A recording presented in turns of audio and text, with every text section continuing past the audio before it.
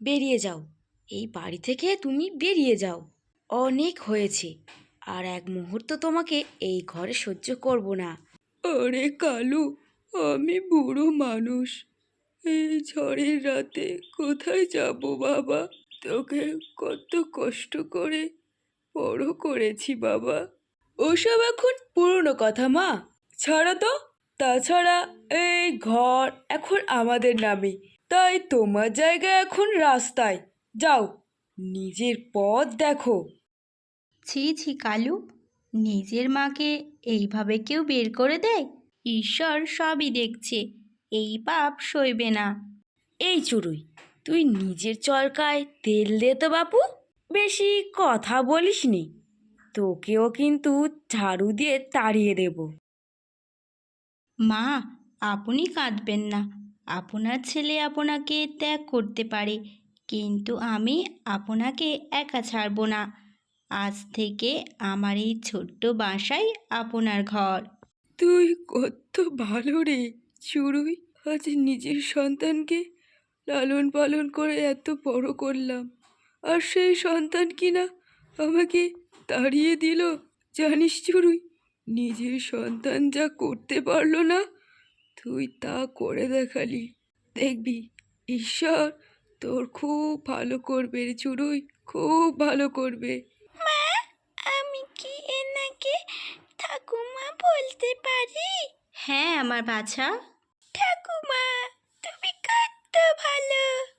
জানো ঠাকুমা, আমি রোজ তোমাকে গান শোনাবো, কত মিষ্টি মিষ্টি ফল এনে দেব। হ্যাঁ বাছা, তুই ঠাকুমার খেয়াল রাখবি। আমি খাবার খুঁজতে যাচ্ছি। হঠাৎ আকাশ কালো করে প্রচণ্ড ঝড় বৃষ্টি শুরু হয়, আর তখন চড়ুই ও চড়ুইয়ের মেয়ে বাইরে ছিল। বাছা, সাবধানে তাড়াতাড়ি উড়ে চল, বাতাস খুব জোরে বইছে।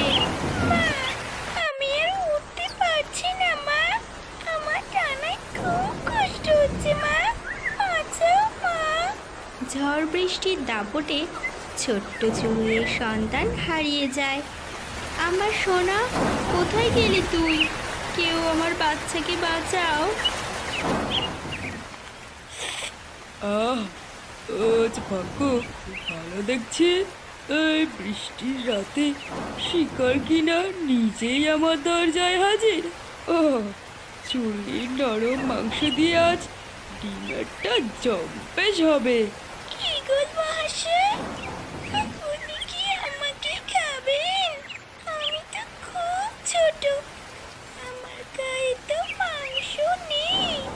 আপনি কত বড়, আমার মতো ছোট্ট পাখিকে খেলে কি আপনার পেট ভরবে বলুন? তার চেয়ে আপনি তো আমার থেকে কত বড়, আমাকে একটু থাকার জায়গা দিন না, আমার না খুব ভয় লাগছে। এই, তোর আমার দেখে ভয় লাগছে না? সবাই তো আমাকে দেখে ভয়ে পালায়, আর তুই কি না আমাকেই তোর বিপদ থেকে রক্ষা করতে বলছিস? আপনি তো অনেক সুন্দর, জানেন আমার মা কি বলে? আমার মা বলে যে যারা সুন্দর তারা খুব দয়ালু হয়। আমি আপনার কোলে একটু ঘুমাবো? হায় রে, এত নিষ্পাপ কথা বহু বছর হলো কেউ আমাকে ভালোবেসে ডাকেনি, সবাই শুধু ভয়ে পালিয়েছে। তাছাড়া আমিও তো সবাইকে ভয় দেখিয়েছি, কিন্তু আজ একেও তো আমি ভয় দেখালাম, কিন্তু ভয় পেল না, উল্টে আমাকে ভালোবেসে ডাকছে। পরের দিন সকাল হতেই দেখা গেল কালু ও গৌরীর ঘরের উপর গাছ পড়ে ঘর ভেঙে গিয়েছে। তারা রাস্তায় বসে কাঁদছে। হায় হায় হায়, গৌরী রে, আমাদের সব শেষ হয়ে গেল।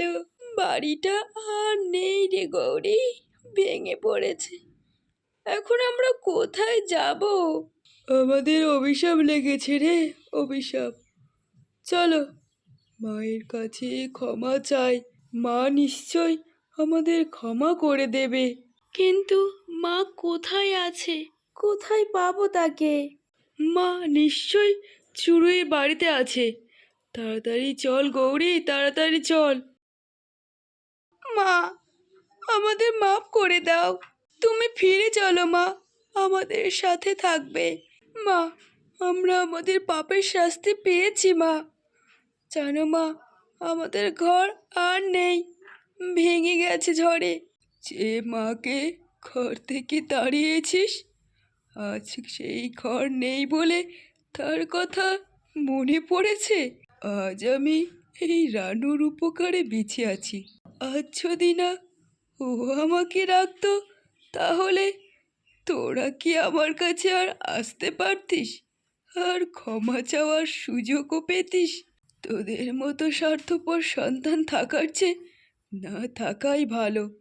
যা, এখান থেকে চলে যা। মা, মা, দেখো, আমি ফিরে এসেছি। দেখো, আমাকে কি বাঁচিয়ে রেখেছিল। আমার সোনা, আপনি আমার বাচ্চাকে ফিরিয়ে দিয়েছেন। আপনাকে কিভাবে যে ধন্যবাদ দেব। চুড়ুই, তোমার ছানা আমার পাথর মনটাকেও গলিয়ে দিয়েছে। ও আজ থেকে আমারও নাতি। ওকে সাবধানে রেখো। আজ আমি বুঝলাম, ভালোবাসা আর দয়া থাকলে শত্রু বন্ধু হয়। মা, আমাদের ঘরে ফিরে চলো। আমরা নিজেদের ভুল বুঝতে পেরেছি মা। এরপর থেকে কালু ও গৌরী তাদের মায়ের সাথে বসবাস করতে থাকে।